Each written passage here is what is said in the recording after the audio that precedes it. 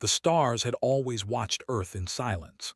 For thousands of years, humans looked up at the night sky and wondered if they were alone. They built telescopes and sent radio signals into the darkness. They dreamed of meeting other life forms among the stars. They should have been more careful about what they wished for. The Dominion had ruled 12 star systems for 300 years. Their ships moved between worlds like shadows, carrying soldiers and weapons that had crushed entire civilizations. They themselves were tall beings made of living crystal. Their bodies caught light and scattered it into rainbows. They were beautiful in the way that predators are beautiful. High Admiral stood on the bridge of his warship, the Eternal Dominance. He was old even by standards. His crystal form had grown dark with age, like smoke trapped in glass. He had conquered 6 worlds in his lifetime. He had watched species beg for mercy and received none. Today, his censor officers had brought him something interesting. "A primitive world, High Admiral," the young officer reported. "They call it Earth. Our drones detected their radio signals 50 years ago. They have basic space travel, nothing more." Studied the blue and green planet on his display screen. It was small, fragile. The beings living there had soft bodies made of meat and water. They had no natural weapons, no armor, no claws or fangs. "How many of them?" asked. 8 billion, High Admiral. Made a sound that might have been a laugh. 8 billion workers for the Dominion. Send a diplomatic ship. Give them the standard offer. The standard offer was simple: surrender everything. Join the Dominion as servants or die. 3 months later, a cruiser entered Earth's solar system. It passed by the outer planets without slowing down. Jupiter, Saturn, Mars. The humans on Earth tracked it with their primitive sensors. They watched it approach like a shark swimming toward shore. The United Defense Council met in an underground bunker beneath the Swiss Alps. Leaders from every nation sat around a long table. They had been enemies once. Now they faced something that made their old wars seem like children fighting over toys. A hologram flickered to life at the head of the table. Ambassador appeared before them. He was young his crystal body still clear and bright. He looked at the humans the way someone might look at insects. "I am Ambassador of the Dominion," he announced. His voice was like wind chimes made of ice. "I bring you an offer of peace." The humans listened in silence. "The Dominion has watched your species for some time," continued. "You are young, primitive, but you have potential. We offer you a place in our great civilization." General sat near the end of the table. He was 63 years old. His hair had turned silver at the temples, and lines marked his face like roads on a map. He had fought in 3 wars. He had buried friends and enemies alike. He knew what predators looked like when they smiled. "What would this place in your civilization look like?" asked. His hologram turned to face him. "You will dismantle your militaries. Your strongest individuals will serve in our labor forces. Your scientists will work for Dominion advancement. Your world will produce food and materials for our empire. And if we refuse, then the Third Fleet will come. 200 warships. Your species will be removed, and your planet will be given to a more cooperative population." The room was silent. Some leaders had gone pale. Others gripped the table with shaking hands. Earth had nothing that could fight 200 advanced warships. Their best military vessels could barely reach the moon.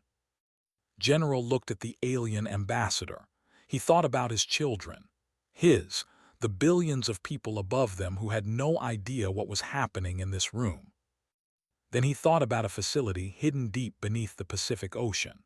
A project that had consumed 40 years and trillions of dollars. A secret so large that only 12 people on Earth knew the full truth. He stood up slowly. The other leaders watched him with fear and confusion. "Ambassador," said.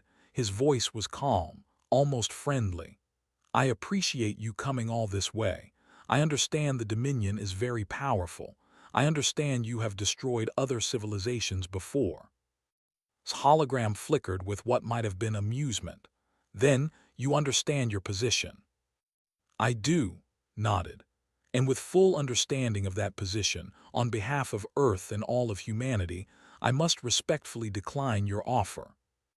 The hologram went still, stared at the old human general as if he had not heard correctly.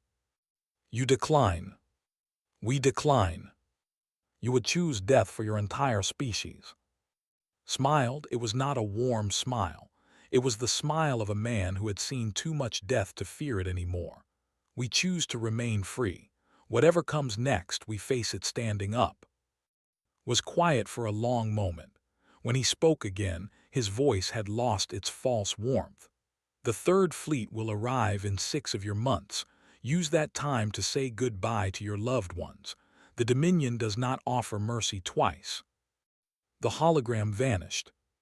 The bunker erupted into chaos. Leaders shouted at each other. Some demanded they surrender. Others called for hopeless resistance. Fear filled the room like smoke. General did not join the argument.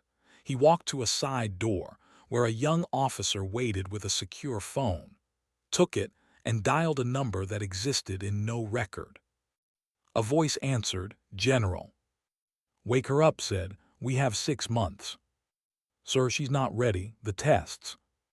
"She's ready enough. Start the reactor. Call in all personnel. Project Leviathan is now active." Ended the call.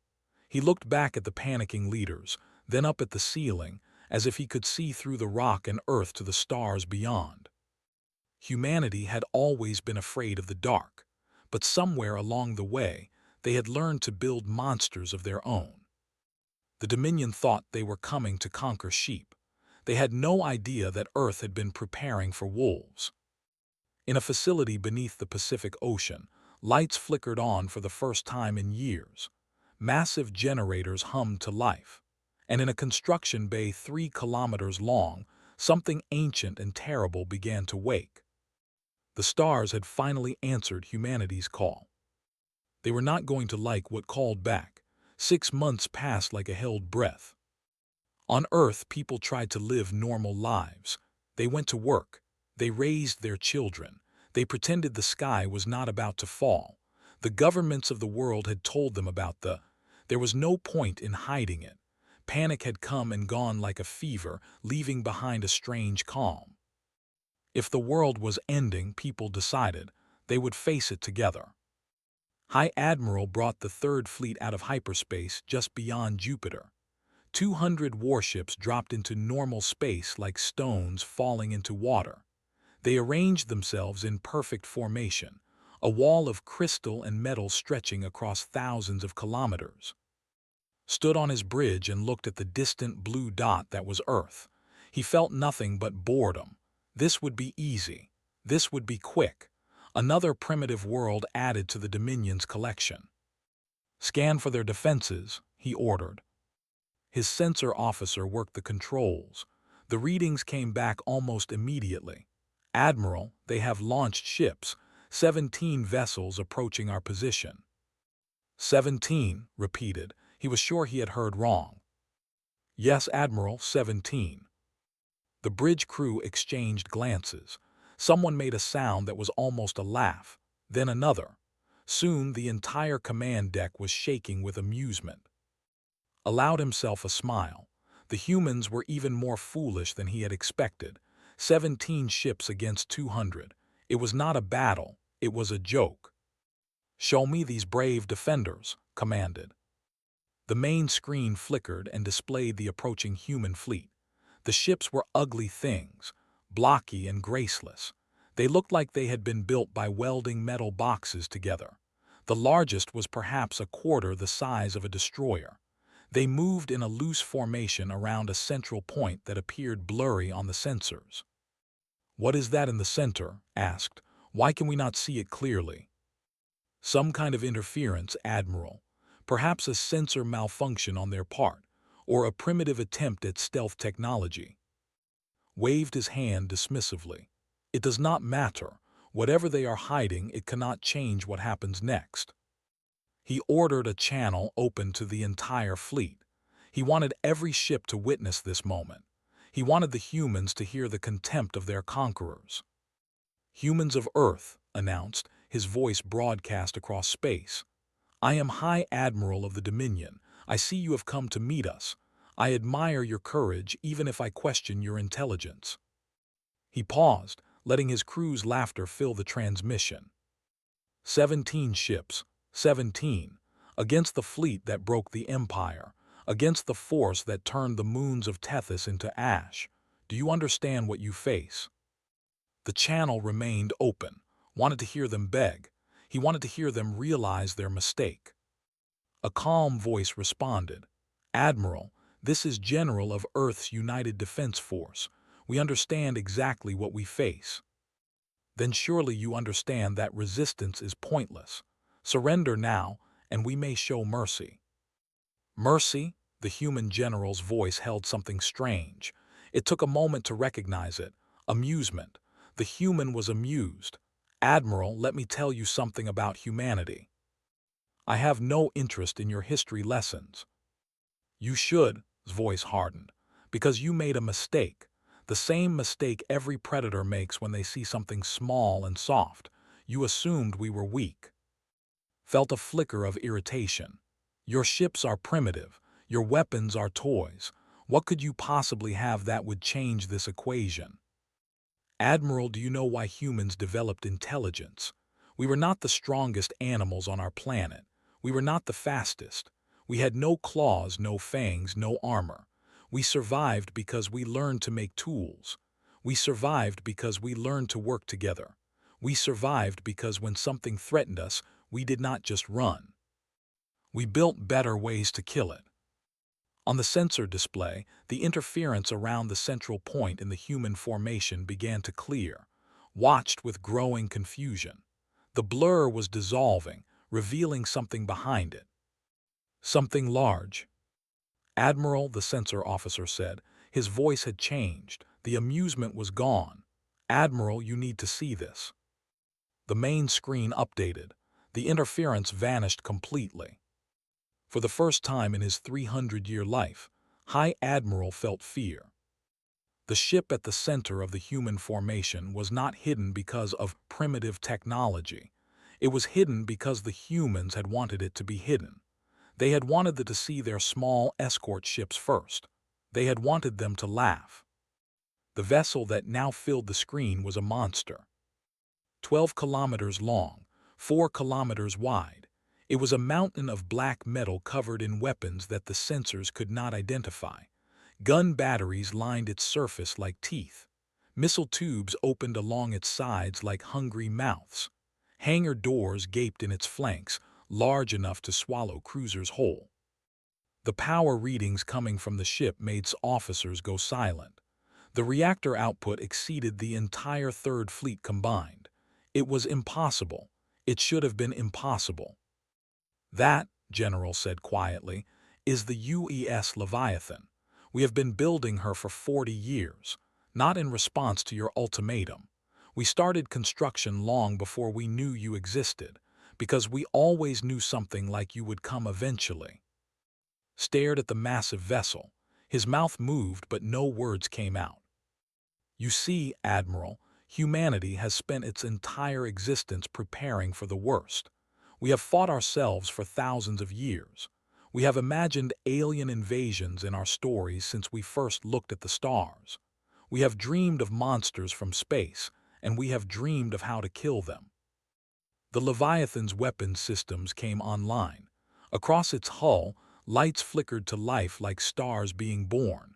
The 16 escort ships spread into attack formation around it. They were not the main force. They had never been the main force.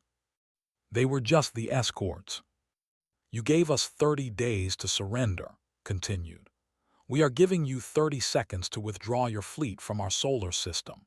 After that, we will demonstrate exactly what 40 years of human engineering and 10,000 years of human warfare have created." Admiral looked at the massive human vessel. He looked at his own fleet. He thought about all the civilizations the Dominion had crushed. He thought about how easy it had always been. He thought about how none of those civilizations had ever built anything like this. The 30 seconds began to count down. And for the first time, the Dominion faced something it had never encountered before. A species that had been ready for them all along.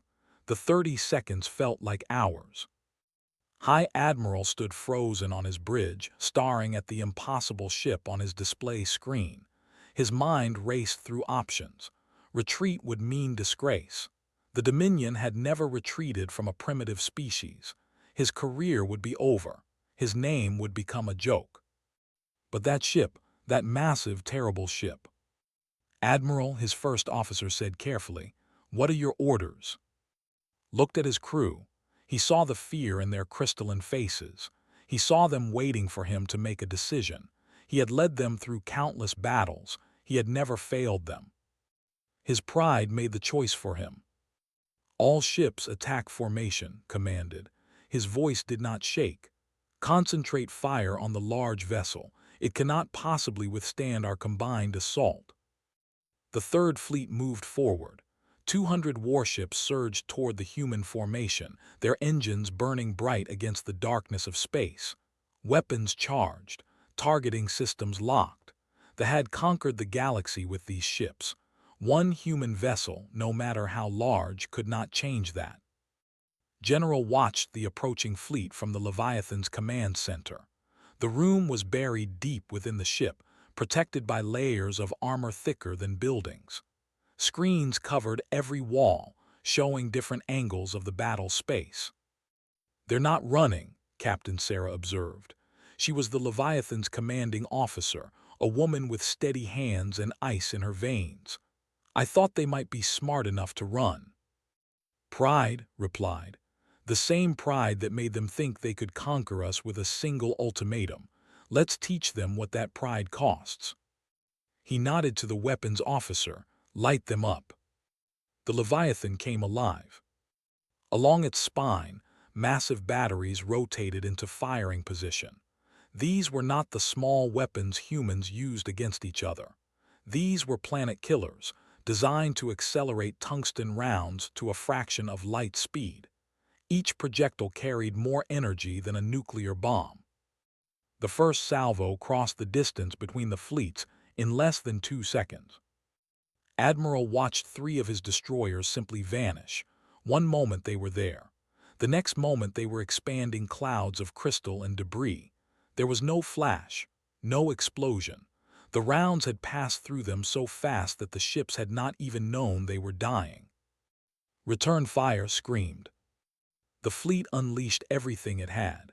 Energy beams crossed the void, painting lines of blue-white fire across space. Missiles launched by the thousands. The combined firepower of 200 warships focused on a single target. The Leviathan's shields caught it all. The human ship had been designed to fight wars against enemies humanity had not yet met. Its shields used technology that Earth scientists did not fully understand, reverse-engineered from theoretical physics and desperate inspiration. The weapons splashed against them like rain against a mountain. "No damage," the Leviathan's tactical officer reported. "Shield integrity at 94%. Nodded, "Launch the swarms." The hangar doors along the Leviathan's flanks opened wide. From within those massive bays, thousands of shapes poured into space. They were not manned fighters. They were drones, each one controlled by a central artificial intelligence that thought faster than any organic brain could process. The drones moved like a single organism. They flowed around ships, finding weak points in their formations, striking and withdrawing before the enemy could respond. They did not fear death. They did not hesitate. They simply killed. Cruisers tried to track the small attackers, but there were too many. The drones slipped through defensive fire, attached themselves to enemy hulls, and detonated. Ship after ship fell silent, their crews never understanding what had hit them. The 16 escort carriers added their own weapons to the chaos. They launched boarding torpedoes, armored shells carrying teams of human soldiers empowered. The torpedoes punched through hulls and released their cargo into enemy ships. They had never faced humans in close combat before. They learned quickly why that was a mistake. Sergeant James led his squad through a burning corridor of the cruiser. His made him 3 meters tall, strong enough to punch through walls, fast enough to dodge energy blasts. But it was not the suit that made him dangerous. It was the anger. Had grown up hearing stories about what the Dominion did to conquered species. He had seen the reports from the intelligence division. Slave labor camps, forced breeding programs, entire cultures erased like mistakes. He thought about his daughter back on Earth. He thought about what these crystal monsters would do to her if they won. A soldier appeared at the end of the corridor raising a weapon, was faster. His rifle barked 3 times, the crumpled. "Move," he shouted to his squad. "Engine room is 2 decks down. We kill this ship and move to the next one." Across the battlefield, similar scenes played out on dozens of vessels. Human soldiers fought with a fury that the Dominion had never encountered.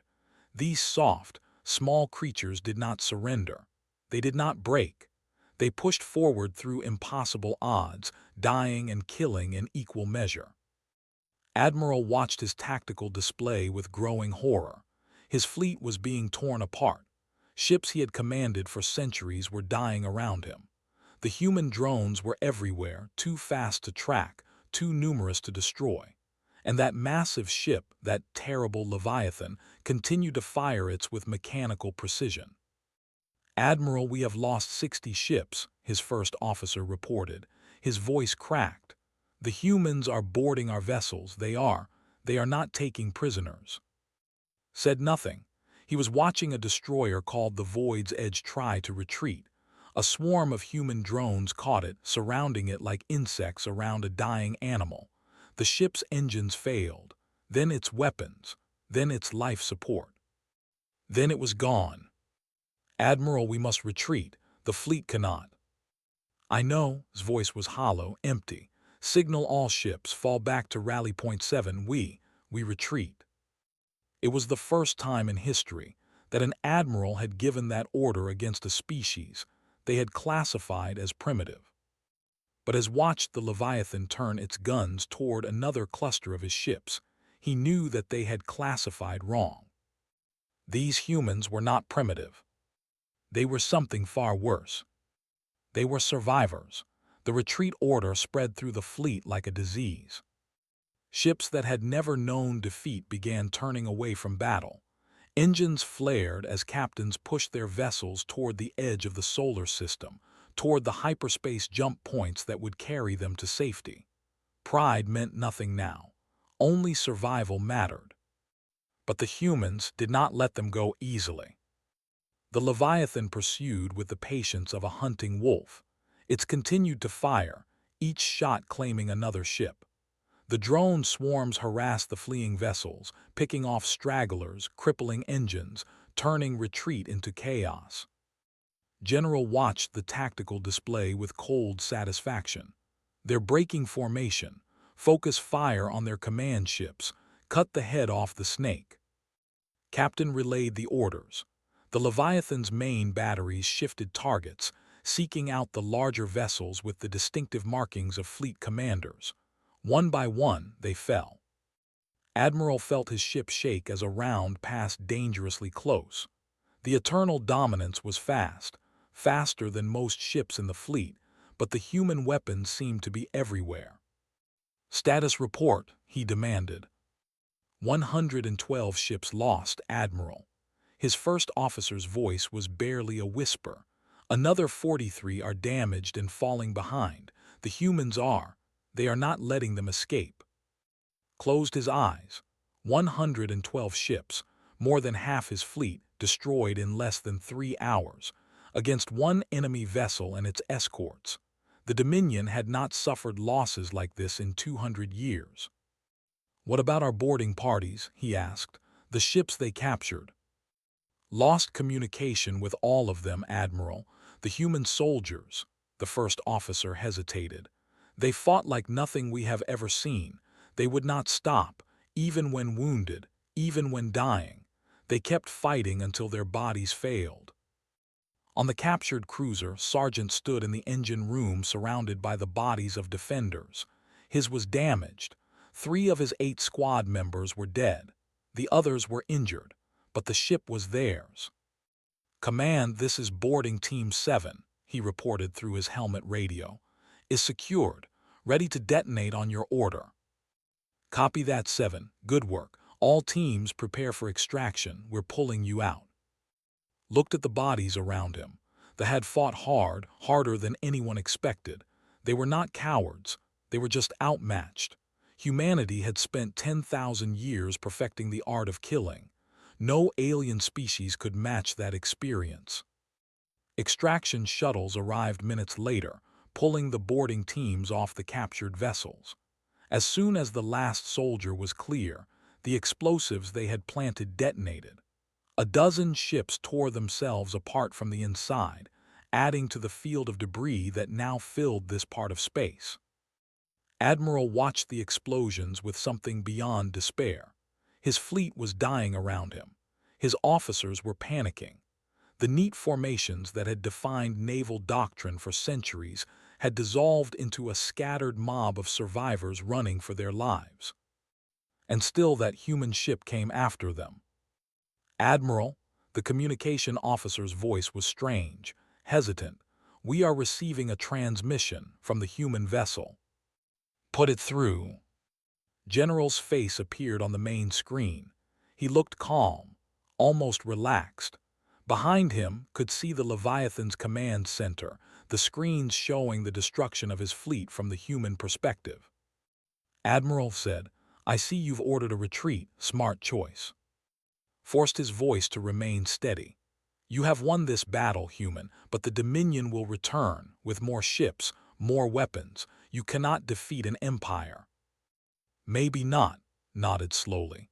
"But we can make sure you remember us. We can make sure that the next time you think about conquering Earth, you remember what happened here today." The Leviathan's guns fell silent. The drone swarms pulled back, returning to their carrier bays. The human fleet stopped pursuing. Stared at the screen, confused. "You are letting us go." "What's left of you?" Eyes were hard, cold. "You came here with 200 ships, Admiral. You're leaving with less than 90. I want you to take those ships back to your Emperor. I want you to show him what happens when you threaten humanity." "This will not end here. The Dominion will." "The Dominion will do nothing," cut him off, "because I'm also going to give you a message to deliver. Are you listening carefully?" Said nothing. He simply stared at the human general who had destroyed everything he had built in a single afternoon. "Earth is not interested in conquest," continued. "We don't want your empire. We don't want your worlds. What we want is to be left alone. But if you come back, if you threaten us again, we will not just defeat you. We will we will bring Leviathan and her sister ships to your capital, and we will show your emperor exactly what humanity is capable of." "Sister ships," his blood ran cold. "There are more." Smiled. It was not a pleasant smile. "We've been building for 40 years, Admiral. Did you think we only made one?" The transmission ended. Stood alone on his bridge, surrounded by the remains of his crew's confidence. 87 ships. That was all that remained of the Third Fleet. 87 ships out of 200. "Admiral," his navigation officer said quietly, "jump points are clear. We can leave whenever you order."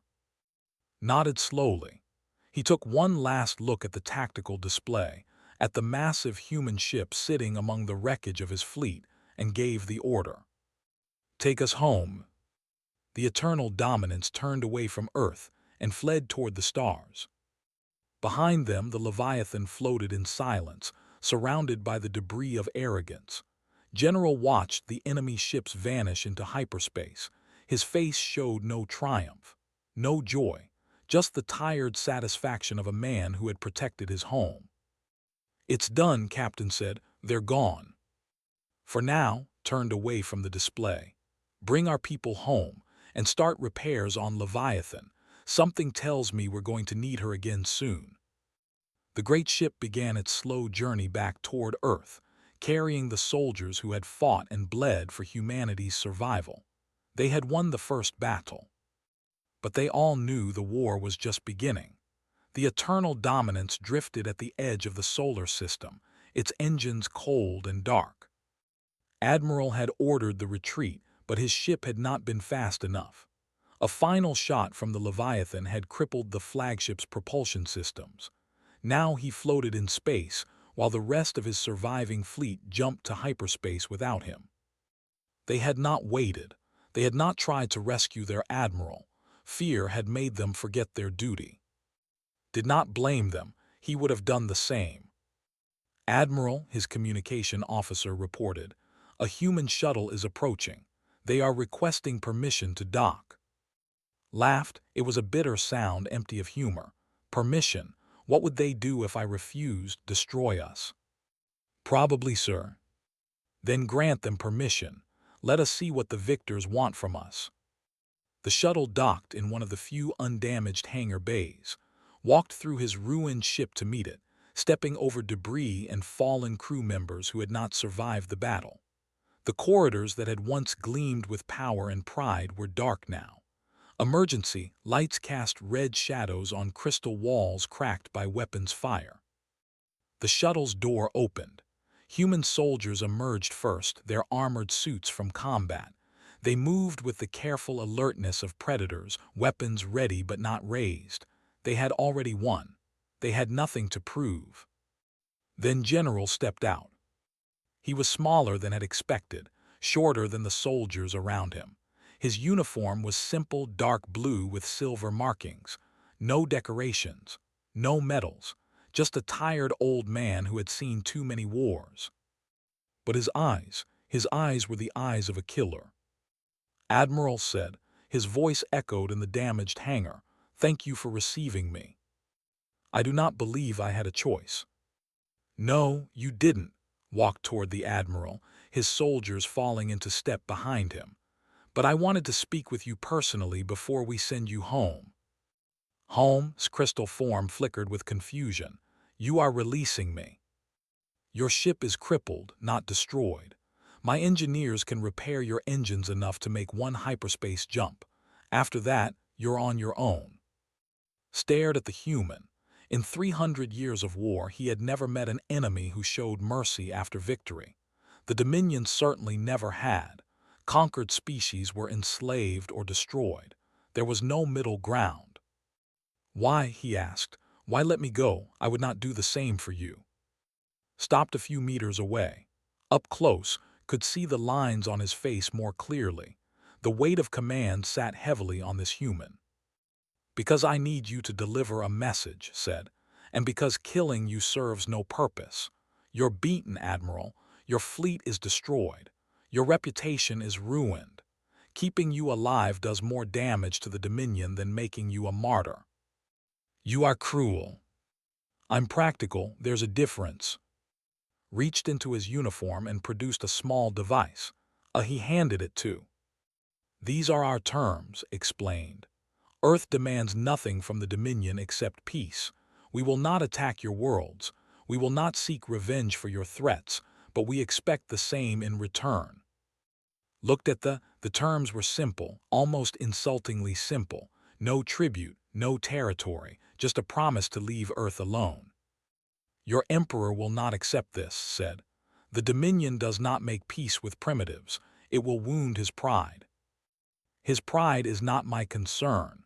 His voice hardened. "What is my concern is the 12 systems your Dominion has conquered, the species you have enslaved, the worlds you have stripped of resources. You said you wanted nothing from us." "I said Earth wants nothing. But I also said we will defend anyone who asks for our protection." Stepped closer, his eyes locked on his crystalline face. "Tell your emperor that we know about the 6 other species you have crushed under your heel. Tell him that we are offering them a choice." Felt something cold spread through his body. Fear, ancient primal fear. "You cannot. The Dominion would never allow."